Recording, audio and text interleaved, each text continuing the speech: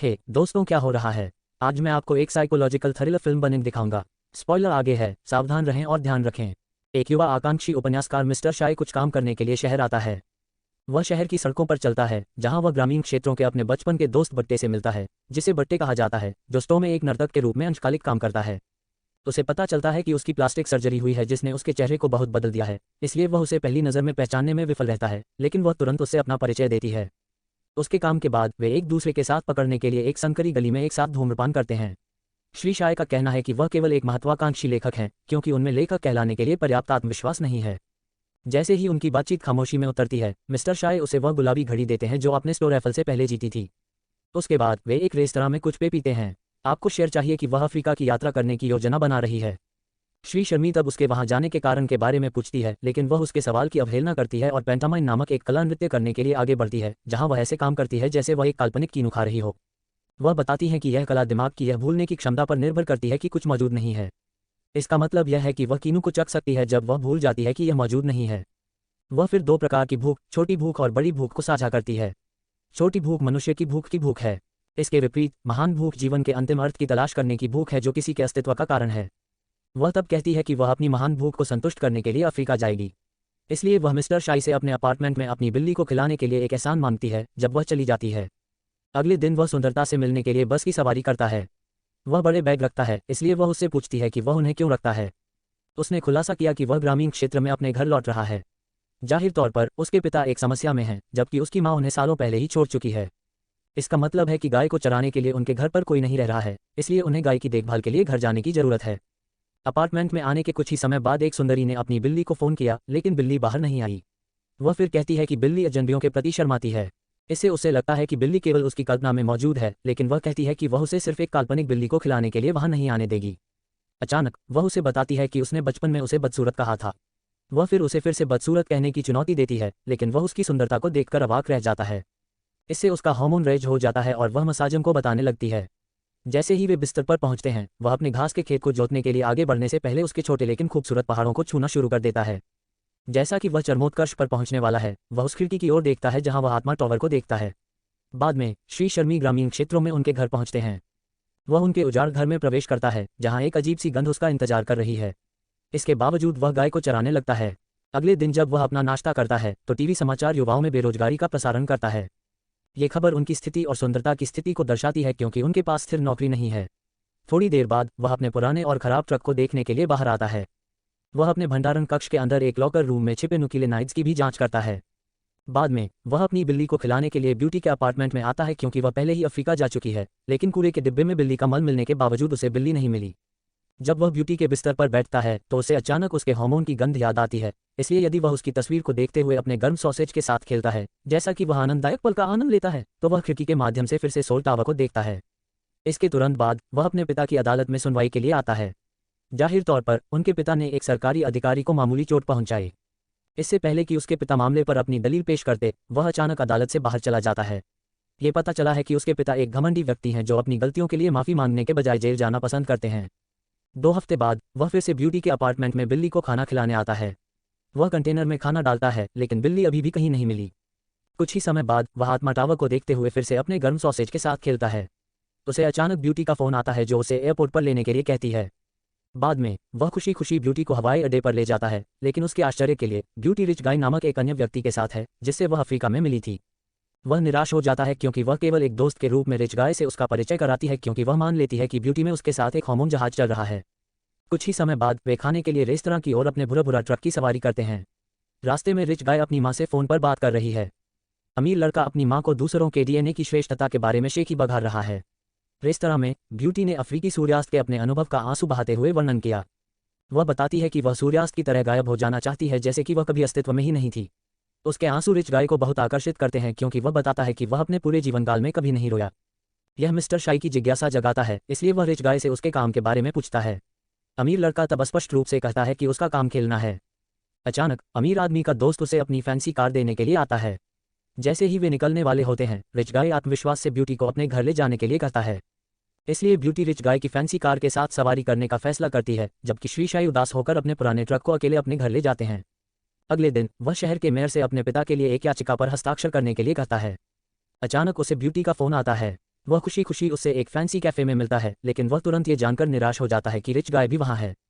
कुछ ही समय बाद रिच गाय ने पास्ता पकाने के लिए उन्हें अपने अपार्टमेंट में आमंत्रित किया। मिस्टर शाई फैंसी अपार्टमेंट का निरीक्षण करते हैं जबकि रिच गाय और ब्यूटी खुशी से पास्ता पकाते हैं। मिस्टर शाई बाथरूम में आते हैं जहां वे कैबिनेट में मेकअप और महिलाओं के विभिन्न सामान देखते हैं। इससे उसे संदेह होता है कि रिच गाय एक महिलावादी है क्योंकि वह सोचता है कि रिच गाय सामान को ट्रॉफी के रूप में कैबिनेट में रखता है। इसलिए बाद में छत पर वह ब्यूटी से पूछता है कि अमीर लड़का उससे क्यों मिलता रहता है। वह बताती है कि रिच गाय बस सोचती है कि वह एक दिलचस्प व्यक्ति है। यहाँ रात में अमीर आदमी उन्हें अमीर लोगों के साथ पीने के लिए एक फैंसी बार में लाता है। अफ्रीका के बारे में ब्यूटी की कहानी सुनते सुनते अमीर लोग बेहद ऊब गए हैं। इस बीच रिच गाय भी किनारे पर जम्हाई लेती है क्योंकि ऐसा लगता है कि उसकी कहानी में कोई दिलचस्पी नहीं है। अगले दिन रिच गाय और ब्यूटी मिस्टर शाई के घर जाते हैं। ब्यूटी तब अपने बचपन को अपने घर में याद करती है क्योंकि वह इलाके में रहती थी। वह बताती है कि बचपन में वह एक कुएं में गिर गई थी। उसने उस समय सोचा था कि कोई उसे ढूंढ नहीं पाएगा, लेकिन मिस्टर शाई अचानक उसे बचाने आ गए। हालांकि श्री शाई को उसकी कहानी याद नहीं है। जैसे ही यह सूर्यास्त आता है वे तीनों एक साथ कुछ बर्तन पीते हैं। जब वे परमानंद के क्षण तक पहुंचते हैं तो सौंदर्य सूर्यास्त के दौरान नृत्य करने के लिए अपने कपड़े उतार देती है। इसके बाद वह जोश के साथ एक पक्षी नृत्य करती है जो हर चीज़ से मुक्त होने की इच्छा व्यक्त करता है। वह डांस करते हुए अचानक रो पड़ती है। थोड़ी देर बाद वह थक कर सो जाती है। उसके बाद वे बातचीत करने के लिए आगे बढ़ते हैं जहां रिच गाय ने खुलासा किया कि उसका शौक ग्रीन हाउस में एक बैंड को जलाना है। रिच गाय का कहना है कि यह वास्तव में सरल है, उसे बस ग्रीन हाउस में आग लगाने की जरूरत है और कुछ ही मिनटों में ग्रीन हाउस गायब हो जाता है जैसे कि वह कभी अस्तित्व में ही नहीं था। जाहिरा तौर पर अमीर आदमी सोचता है कि बेकार ग्रीन हाउस को जलाना उन्हें कम करने के लिए आवश्यक है क्योंकि वह सोचता है कि कोरिया में उनमें से बहुत से जलने की प्रतीक्षा कर रहे हैं। वास्तव में वह खुलासा करता है कि वह इलाके के पास एक ग्रीन हाउस को जलाने वाला है। बाद में रात में मिस्टर शाई ब्यूटी से पूछते हैं कि वह पुरुषों के सामने आसानी से अपने कपड़े क्यों उतारती है। फिर वह उसे ऐसा करने के लिए वेश्या कहता है। कुछ ही समय बाद रिच गाय और ब्यूटी एक साथ निकल जाते हैं और बाद में वह चिंता से ब्यूटी को कॉल करता है, लेकिन वह अब आपके फ़ोन तक नहीं पहुंच सकता। उसके बाद वह अपने क्षेत्र में एक जले हुए ग्रीन हाउस की तलाश करता है, ये पुष्टि करने के लिए कि क्या रिच गाय का शाब्दिक अर्थ है या रूपक रूप से जब वह ग्रीन हाउस जलाने के बारे में बोलता है। अचानक उसे ब्यूटी के फ़ोन से कॉल आती है, लेकिन फ़ोन पर कोई बात नहीं करता। इसलिए वह उसके अपार्टमेंट की जांच करता है, लेकिन वह बंद है। बाद में वह जले हुए ग्रीन हाउस को खोजने की सख्त कोशिश करता है। इस समय वह सोचता है कि आनंद के लिए बेकार लोगों को मारने के लिए ग्रीन हाउस जलाना रिच गाय का रूपक है। वह सोचता है कि रिच गाय ब्यूटी को उसके बहुत करीब एक बेकार ग्रीन हाउस के रूप में संदर्भित करता है जो जलने की प्रतीक्षा कर रहा है। अगले दिन वह ब्यूटी के बंद अपार्टमेंट में लौटता है जहां मकान मालकिन उसे अंदर जाने देती है। वह तर्क देता है कि उसे बिल्ली को खाना खिलाना है, लेकिन मकान मालकिन उसे बताती है कि अंदर कोई बिल्ली नहीं है। अंदर वह ब्यूटी के अपार्टमेंट को बहुत साफ सुथरी स्थिति में पाता है जो असामान्य है क्योंकि ब्यूटी कभी भी अपने अपार्टमेंट की सफाई नहीं करती है। इससे उसे लगता है कि सौंदर्य वास्तव में गायब है। फिर वह काम पर अपने दोस्त से पूछने के लिए आगे बढ़ता है, लेकिन उसका दोस्त उसके ठिकाने को नहीं जानता। उसके दोस्त को शक है कि वह अपने कर्ज से छिप गई थी। वह उसे पेंटोमाइम कक्षा में खोजने की भी कोशिश करता है, लेकिन प्रशिक्षक उसे सूचित करता है कि सौंदर्य को कक्षा में आए हुए काफी समय हो गया है। हताशा में वह चुपके से एक फैंसी कैफे में रिच गाय का अनुसरण करता है। वह रिच गाय से ग्रीन हाउस के बारे में पूछता है। रिच गाय ने तब खुलासा किया कि उसने मिस्टर शाय के घर के पास एक ग्रीन हाउस को पहले ही जला दिया है। तो मिस्टर शाय रिच गाय से कहते हैं कि वह अपने क्षेत्र के पास हर ग्रीन हाउस की जांच करते हैं, लेकिन उन्हें जला हुआ ग्रीन हाउस नहीं मिल रहा है। रिच गाय कारण बताता है कि मिस्टर शाय जले हुए ग्रीन हाउस को देखने में विफल रहता है क्योंकि यह उसके बहुत करीब है। जाहिर तौर पर ब्यूटी के लापता होने के बाद रिच गाय ने एक और महिला को डेट किया। जब मिस्टर शाय ने उनसे ब्यूटी के ठिकाने के बारे में पूछा तो उन्होंने बस स्पष्ट जवाब दिया कि ब्यूटी बस पतली हवा में गायब हो जाती है। बाद में वह ब्यूटी के परिवार से मिलने जाता है इस उम्मीद में कि वे उसके ठिकाने के बारे में जानते हैं, लेकिन ये पता चला है कि ब्यूटी कभी भी लंबे समय के लिए घर नहीं आती है क्योंकि जब तक वह अपना कर्ज नहीं चुकाती है तब तक वह खुद को घर पर नहीं दिखा सकती है। फिर वह उनसे ब्यूटी के बचपन में कुएं में गिरने के अनुभव के बारे में पूछता है। परिवार की प्रतिक्रिया से पता चलता है कि उनके घर के पास कोई कुआं नहीं है। फिर वे उससे कहते हैं कि सुंदरता केवल कहानियां गढ़ने में ही माहिर होती है। फिर वह व्यक्तिगत रूप से इसे देखने के लिए ब्यूटी के पुराने घर जाता है, लेकिन वह इसे वहां अच्छी तरह से मौजूद नहीं पा सकता है। ब्यूटी को खोजने के लिए हताशा में वह रिच गाय की हर हरकत का अनुसरण करना शुरू कर देता है इस उम्मीद में कि वह उसे ढूंढ लेगा। वह एक आर्ट गैलरी में आता है जहां वह रिच गाय के परिवार को अपने भोजन का आनंद लेते हुए देखता है, यहां तक कि वह चुपके से हाईवे पर रिच गाय का पीछा करता है। कुछ ही समय बाद वे कहीं नहीं के बीच में पहाड़ी क्षेत्रों में पहुंचते हैं, लेकिन वह केवल रिच गाय को झील पर चिंतन करने के लिए आता हुआ पाता है। अगले दिन वह कैफे में अपनी मां से मिलने आता है। फिर वह उससे ब्यूटी के घर के पास वाले कुएं के बारे में पूछता है। जाहिरा तौर पर उसकी मां को ब्यूटी के परिवार के दावों के विपरीत वहां मौजूद एक सूखे कुएं की याद है।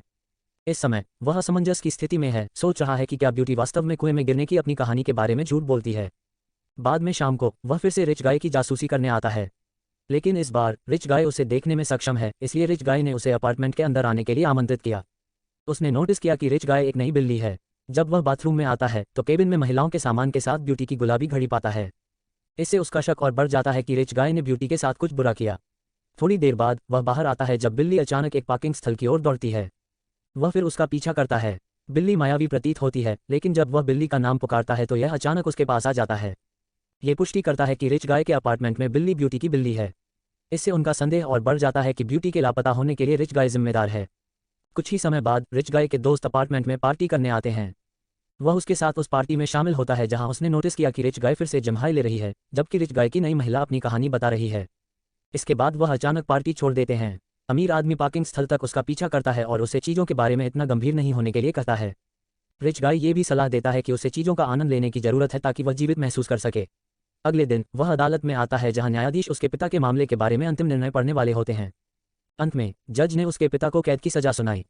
उसके बाद वह अपने पिता की लाडली गाय को बेच देता है। इस समय वह पूरी तरह से अकेला है क्योंकि उसके पिता जेल में हैं और वह पहले से ही अपनी पालतू गाय बेचता है। अगले दृश्य में ऐसा प्रतीत होता है कि ब्यूटी अपने अपार्टमेंट में मिस्टर शाई के हॉट डॉग को टहला रही है, लेकिन ये पता चला है कि वह केवल उसके बारे में कल्पना कर रहा है। वास्तव में वह अकेला है, उसके बिस्तर में लेटा हुआ है। इस बीच रिच गाय अपनी नई महिला पर मेकअप लगा रही है। रिच गाय इसे पूरी लगन से कर रहा है, जैसे कि यह किसी महत्वपूर्ण कार्यक्रम का समारोह हो।